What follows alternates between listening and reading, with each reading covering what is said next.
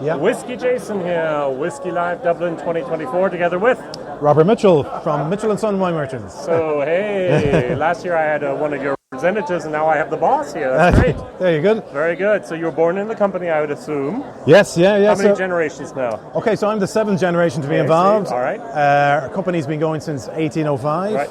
And we started out life on Grafton Street, believe it or not, back in the day. Was a restaurant, place, afternoon tea, restaurant, place to go.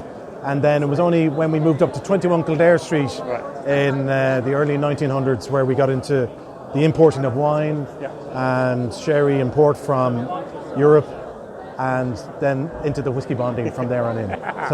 So you've been basically a whiskey bonder before the whiskey bonder term had become exactly, so, exactly. All So we would have imported the wine and port and sherry in those days in their casks, bottled it ourselves. Our family came to an agreement with the Jemison family that we would send our empty barrels down to the distillery in Bow Street, and they would fill it up with whiskey liquid. We'd take it back and we'd store it in our cellars under the ground, and on their side, the barrels would be kept on their side, and easy process.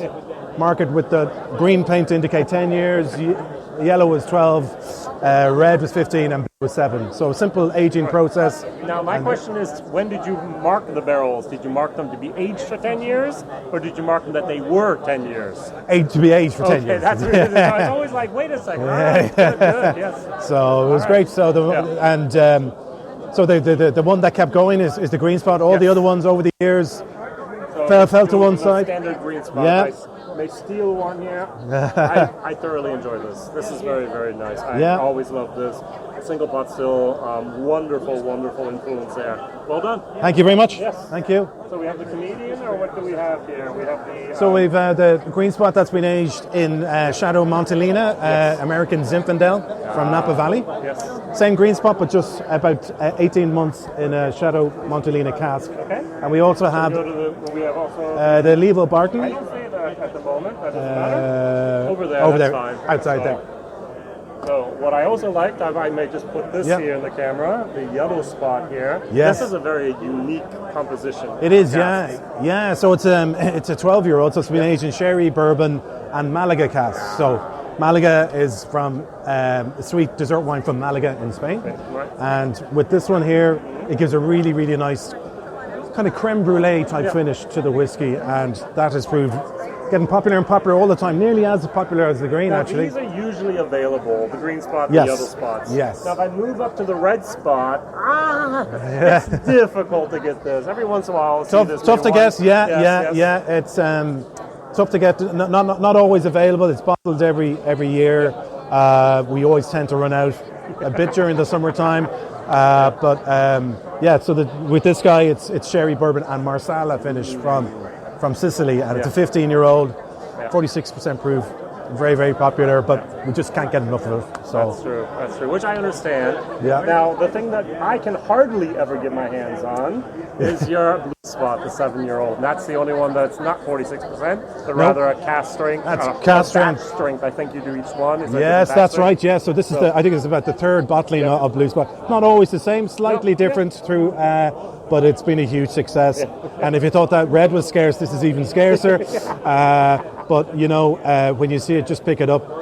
All the whiskey guys love it very, very much. It's the cask strength, it's the Madeira finish, really, really nice, and certainly very, very popular. All right, so I don't even see. Oh, yes, I do. I have to go for the gold spot. Was it 3 years ago that you actually introduced the gold spot? Yeah. It had a different age statement back then. It did, yeah. So the one previous was a 9-year-old cask strength, and it was aged in sherry, bourbon, red wine cask, and port.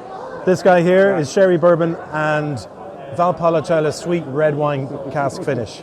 Now, I actually had the privilege of buying of the 9-year-old 2 from your shop. You sent it to Germany, no problem whatsoever.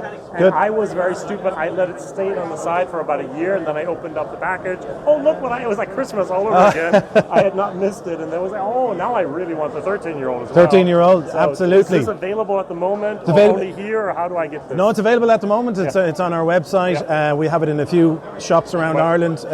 Some of it will be going to the United States and Europe as well, but it's a once-off, so once it's gone, it's gone. What's the recommended retail price in Ireland? So that one is 150 euros. I still think that's absolutely it's pretty good, a good price for that. Very good. Well done. Are there any other colors coming? I never expected the gold spot, to be honest. I was surprised when the blue spot arrived. It's like, oh, red spot, and then suddenly gold spot. Well, we do these single casks sometimes, You work with various pubs and so various on pubs. Together, We've done our own ones. We've done a yellow spot single cask. So who knows? We might be looking at other. I can't say anything, but nothing. It's great to have the brand and the name, and who knows? There might be another few little twists and turns along the way as we keep going forward. Now we're in the middle of what some people call the Irish whiskey renaissance. Yes. My question is: are we still at the beginning? Have we plateaued? Are we over that stage? What would you say from your experience, sales figures, your just observance of the market?